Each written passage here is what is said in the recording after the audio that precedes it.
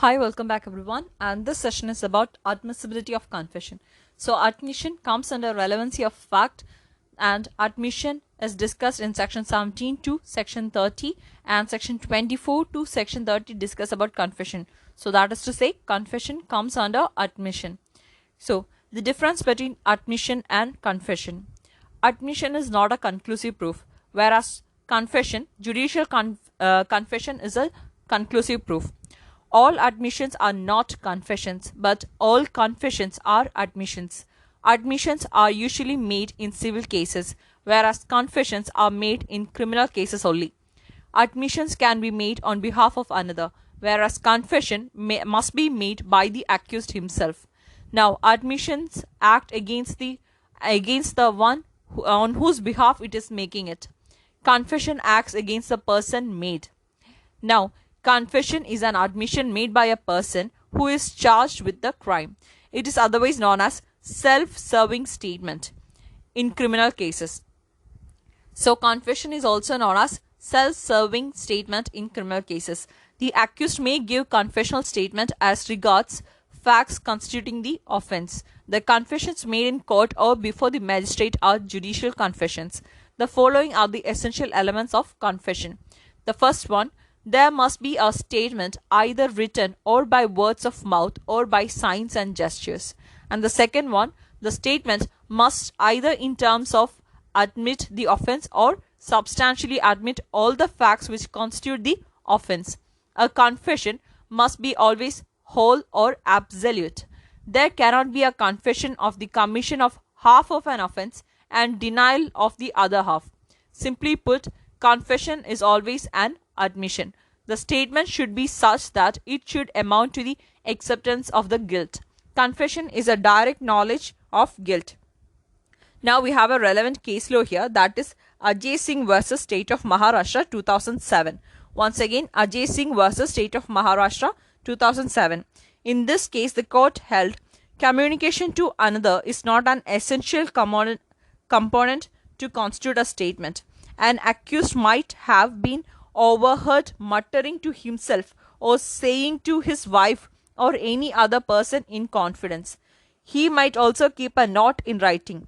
All the aforesaid nevertheless constitute a statement.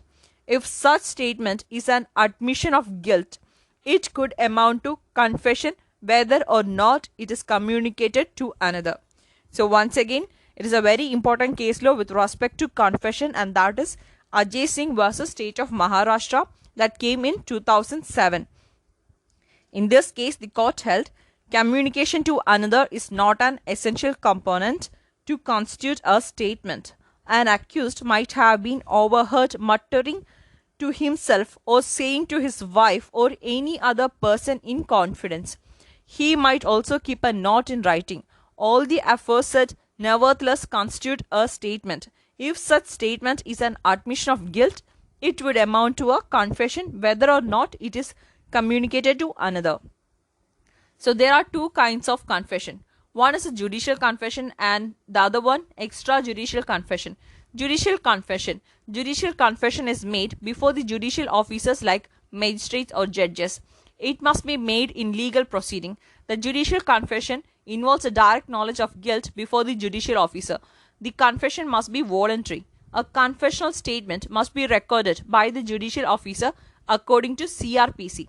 It is treated as substantial evidence. Once again, judicial confession is a substantial evidence. Now, extrajudicial confession. Extrajudicial confession is made by the accused elsewhere, not before a judicial officer or court. Extrajudicial confession can be made in any form. It is not necessary that the statement should be addressed to any person. A confession to a private person is called extrajudicial confession. It has been defined as a free and voluntary confession of guilt by an accused person. It is a corroborative evidence. So, extrajudicial confession is a corroborative evidence and judicial confession is a substantial evidence. Now, an important case law, that is Devendra Kumar versus State of Uttaranchal. In this case, that is a 2013 case. In this case, the court held it would be unsafe to convict a person on the basis of extrajudicial confession alone. it needs corroboration.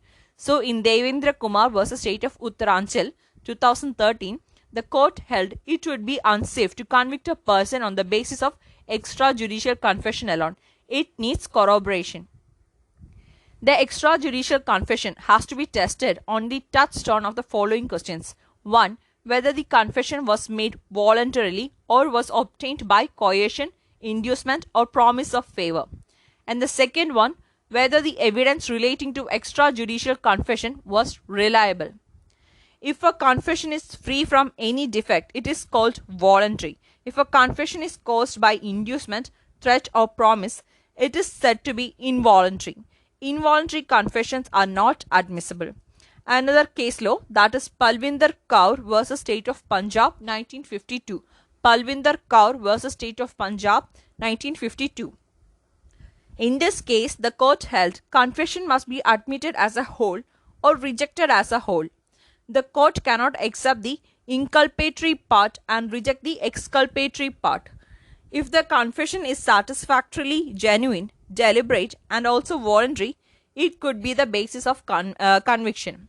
So, Palvinder Kaur versus State of Punjab 1952. In this case, the court held confession must be admitted as a whole or rejected as a whole.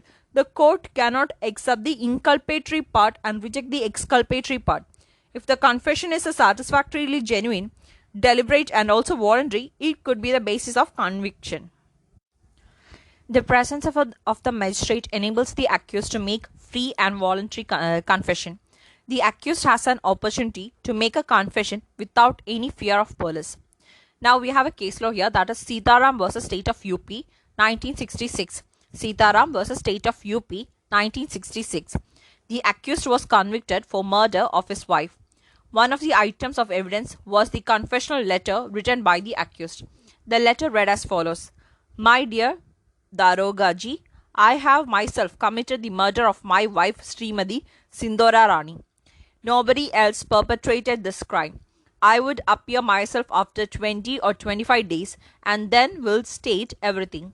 Once the law extends its hands and get me arrested, I would surrender myself. The letter addressed to the police officer was left near the dead body. Now the court decided that it is not a confession to the police officer. The police officer was not near when the letter was written or known that it was being written. Therefore, it was admissible as confession. Now, confession to a police officer.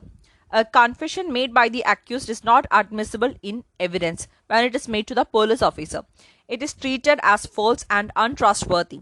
The object of this rule is to prevent the practice of torture by the police for extracting confession. There is no scope for free and voluntary confession when the accused is in police custody. The taboo applicable to police officers shall not be extended to other classes of officers. For example, the Assistant Inspector of Customs has power of such arrest and seizures, but he is not a police officer for the purpose of this section. So we have a case law here, that is custody of the police does not mean the actual arrest, and that is discussed in Empress versus Leicester. Once again, custody of the police does not mean actual arrest, and that is discussed in Empress versus Leicester 1895. Here, a woman is charged with the offense of murdering her husband. She is arrested by the police and taken to a distant place in a Tonga. She is accompanied by her friend. The policeman leaves both of them on the way to get another horse.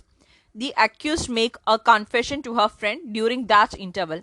The confession is not admissible since it is made while in the custody of police. Same is the position when the accused confesses to a doctor with the policeman outside the cabin.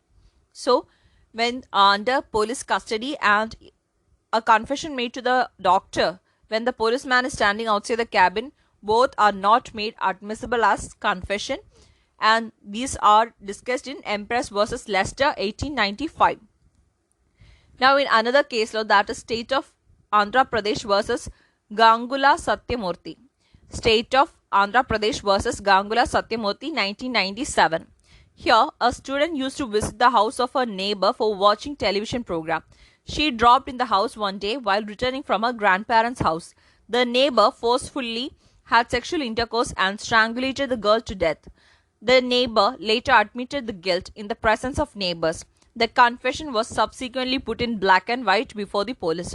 Here the court held the mere fact that the extrajudicial confession made to witnesses was later reduced into writing in the police station is no reason to hold it inadmissible. So, this confession, extrajudicial confession, was made admissible. Now, doctrine of confirmation by subsequent discovery of facts. Doctrine of confirmation by subsequent discovery of facts. Supposing that the truth of the statement made by the accused to the police is confirmed by the subsequent discovery of a fact in consequence thereto, then that part of the statement which led to the discovery may be received in evidence.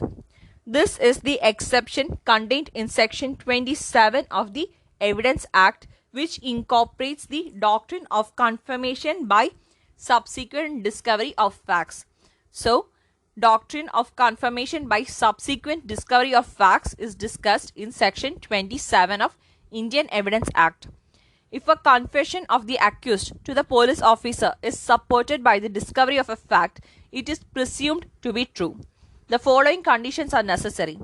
The first one, the accused in police custody gives some information in his confession. The second one, in pursuance of such information, the police discovers some fact. The third one, the information distinctively relates to the facts discovered. And the fourth one, the discovery of facts is connected with the offense.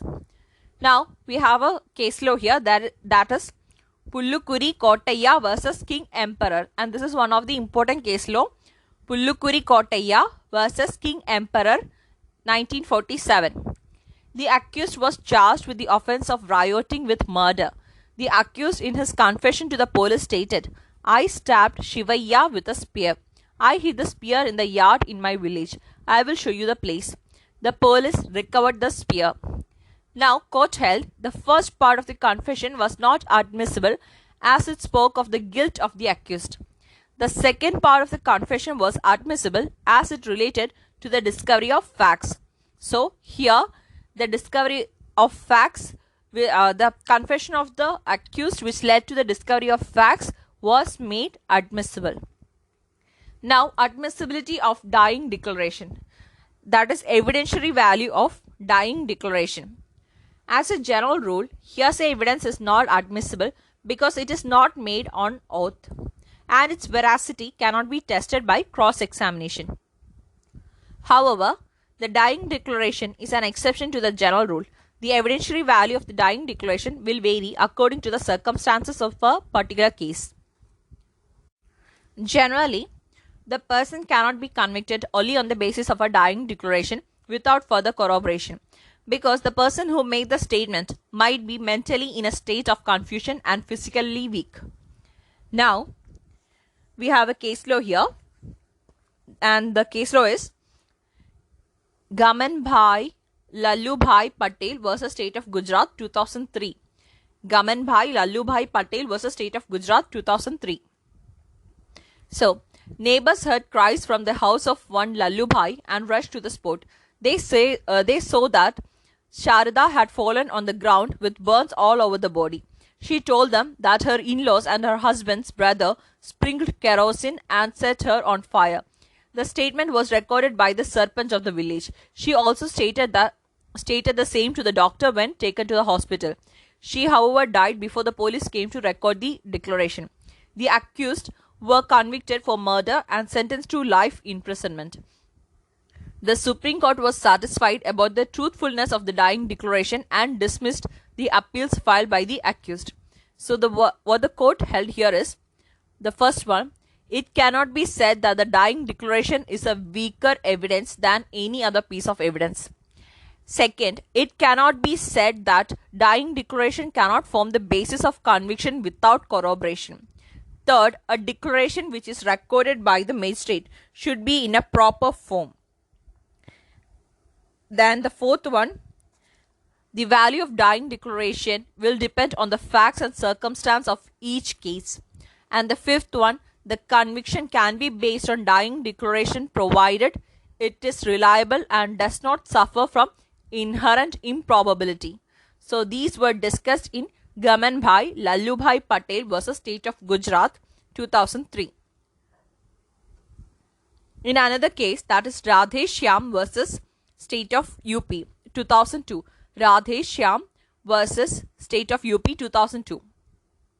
There was more than one dying declaration by one and the same person. So the court held, 1. They have to be read as one and the same statement for the proper appreciation of the value. Now the second one, if they differ from each other on material aspects, an effort should be made to see if they could be reconciled.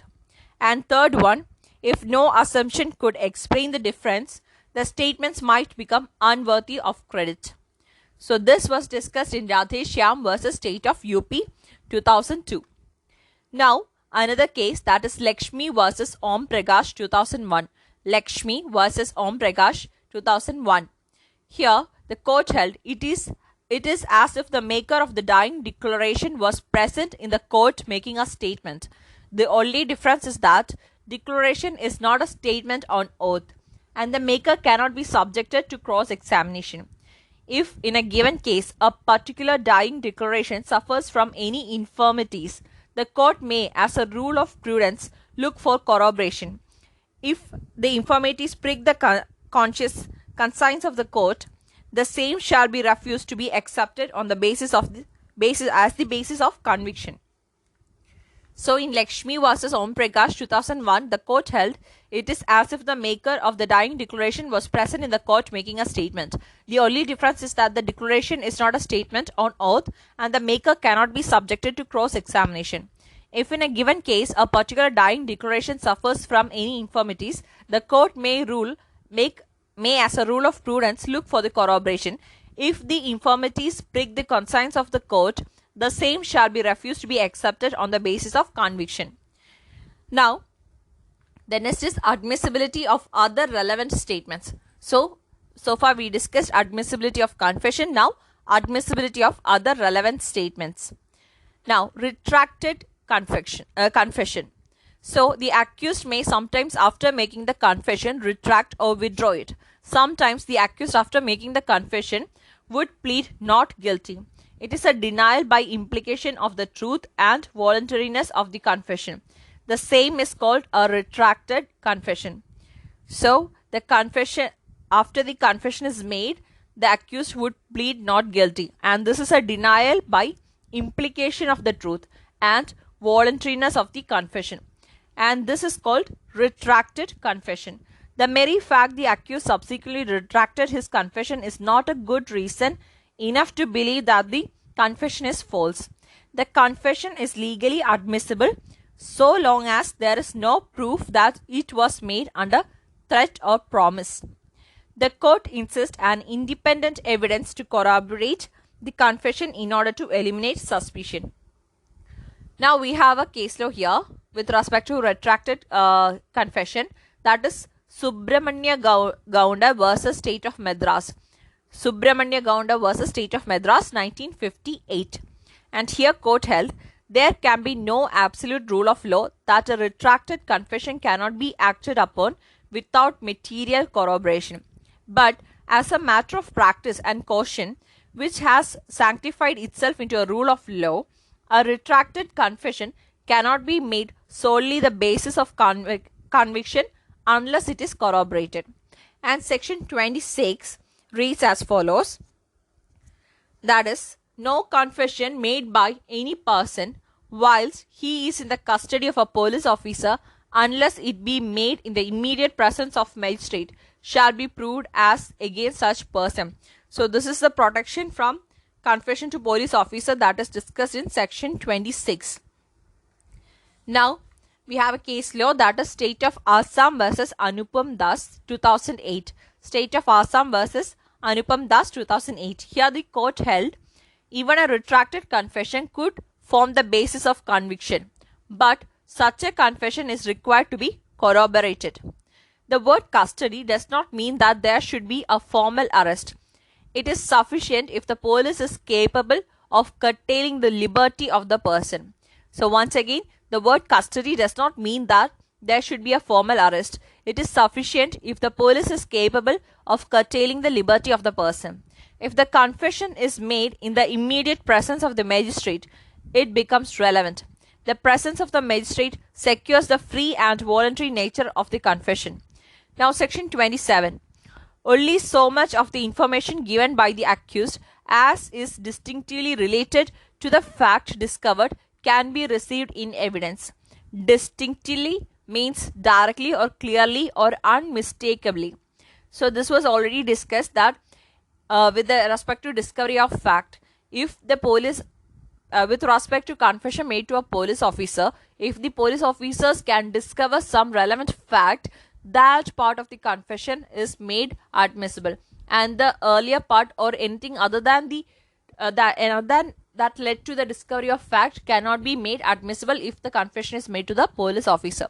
So that is discussed in doctrine of confirmation by subsequent discovery of fact, and that is with respect to section 27 of Indian Evidence Act 1872, and the protection the accused gets with respect to confession made to a police officer is discussed in section 26.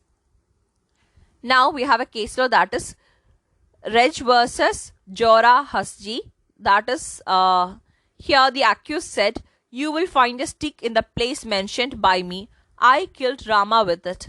That was the confession made by the accused, and the court held the first sentence is admissible in evidence.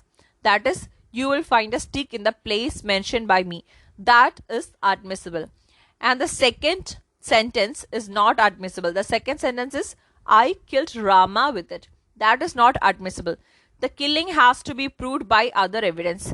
The discovery would only show that the knife was kept in a particular place. The knife or the stick was kept in a particular place. Now, confession of co-accused. No person shall be bound by the confession of another person. This is, however, subject to an exception under section 30 of the Act. So, no person, general rule is that the confession is binding on the person who makes the confession. And general rule is that it shall not affect other persons. But there is an exception to this, that is discussed in section 30 of Indian Evidence Act 1872. And that is confession of co-accused. The section 30 goes as follows.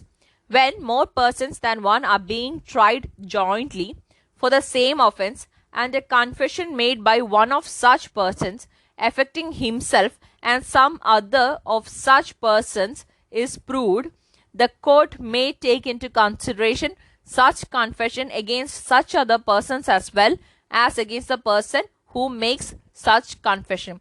So, confession of co-accused, when it is relevant, is discussed under section 30. This is an exception to the general rule of confession. Now, the explanation to this section. Offence as used in this section includes the abetment or attempt to commit the offence. The following conditions should be satisfied for the confession of the co-accused to be admissible in evidence. And the first one is, two or more persons must be jointly tried for the same offence. The second one of such person must make a confession affecting himself and the others. The third one, such a confession should be duly proved at the joint trial. And the fourth one, the court may take into consideration such a confession not only against the accused person who made it, but against the co-accused as well. So, for example, 1. A and B are jointly tried for the murder of C. It is proved that A said as follows, "B and me murdered C." The court may consider the effect of this confession as against B. And the second one, A alone stands trial for the murder of C. There is evidence to show that C was murdered by A and that B said, "A and me murdered C." This statement may not be taken into consideration by the court. This is because B is not being jointly tried along with A. Now, the accused who makes the confession must implicate the other accused substantially to the same extent. In other words, the confessing accused should paint himself and the implicating accused with the same brush. The statement of the confessing accused cannot be taken into consideration if he wants to clear himself of the charge at the expense of another being jointly tried. Now we have a case law here, that is Bhubani Sahu versus the King, 1949. Bhubani Sahu versus King, 1949. In this case, the court held the court may take into consideration the confession of the co-accused. The word may gives the discretion to the court, and the court is not bound to receive the confession in evidence. The confession of the co-accused can be used only in support of other evidence. It cannot be made the foundation of a conviction. In another case law, that is Kashmira Singh versus State of Madhya Pradesh, 1952. Kashmira Singh versus State of Madhya Pradesh, 1952. The court held where there is evidence against the accused sufficient to believe to support his conviction, then this kind of confession described in section 30 may be thrown into the scale as an additional reason for believing that evidence. The proper way to approach a case of this kind is first to marshal the evidence against the accused, excluding the confession altogether from the consideration, and see whether if it believed a conviction could safely be based on it.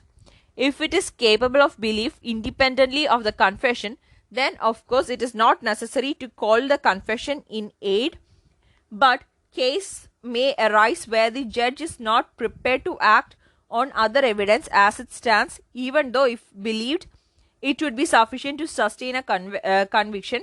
In such an event, the judge may call in aid the confession and use it to lend assurance to the other evidence, and thus fortify himself in believing that without the aid of the confession he would not be prepared to act. So that is held in Kashmira Singh versus State of Madhya Pradesh. And then another case law is State versus Nalini, that is 1999. State versus Nalini, 1999. The following conditions should exist. The first one, more persons than one should be tried jointly. 2. The joint trial of the persons should be for the same offence. 3rd, the confession should be made by one of such persons. 4th, such confession should affect the maker as well as such person. The 5th one, such confession, if proved in the court, shall be taken into consideration against the maker as well as the other person being jointly tried. Now, with respect to this, we also have accomplice evidence. So, an accomplice is a person who has consciously taken part in the commission of a crime. In some cases, there will be no evidence to prove the commission of a crime. The magistrate, under such circumstances, may tender pardon to one of the accused or the accomplice. This would be subject to condition that he would give evidence against the other accused. If he accepts the tender of pardon and gives evidence against the other accused, he is called the approver. So, when an accomplice accepts the tender of pardon and gives evidence against the other accused, he is called the approver. The approver appears as a witness for the prosecution. The approver gives evidence against the accused person with whom he acted together. So, we have a case law here, that is Dagdu versus State of Maharashtra. Dagdu versus State of Maharashtra, 1977. The court held an accomplice is faithless to his companions. He may be faithless to court also. Hence, the necessity of corroboration of his evidence. An accomplice is a criminal himself and not a law-abiding citizen. The accomplice evidence should be corroborated by independent evidence. So, that was held in Dagdu versus State of Maharashtra, 1977. Now, what is the difference between confession of co-accused and accomplice evidence? So, the confessing accused and the other accused can be punished when it is the case of confession of co-accused. But in the case of accomplice evidence, the accomplice gets pardoned and will not be punished. Now, no opportunity to cross-examine the confessing accused by other accused. That is, with respect to confession of co-accused, there is no opportunity to cross-examine the confessing accused by other accused. While with respect to accomplice evidence, the other accused gets an opportunity to cross-examine the accomplice in evidence. So, these two are the main difference between confession of co-accused and accomplice of evidence. The main difference is the liability, the penalty, where in confession of co-accused, even after confession is made, both the accused and co-accused get the punishment, whereas for accomplice, the accomplice gets pardon for providing the evidence. And the other one is, in a case of confession of co-accused, the co-accused cannot cross-examine the one making the confession, but that is not true in the case of accomplice evidence.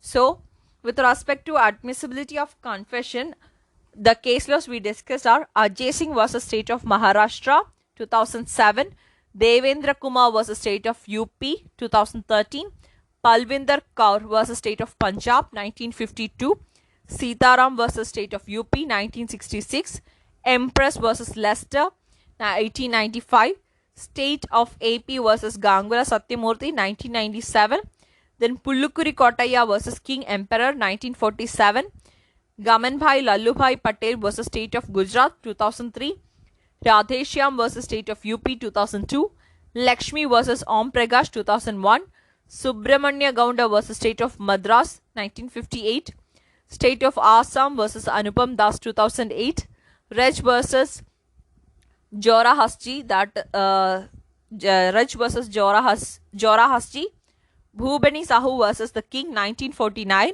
Kashmira Singh versus State of Madhya Pradesh 1952, State versus Nalini 1999, and Dagdu versus State of Maharashtra 1977. So that is with this session with regard, and this session was about admissibility of confession. So stay tuned, like, comment and subscribe, and click the bell button so that you get an update when I upload a podcast or a video. Thank you for listening.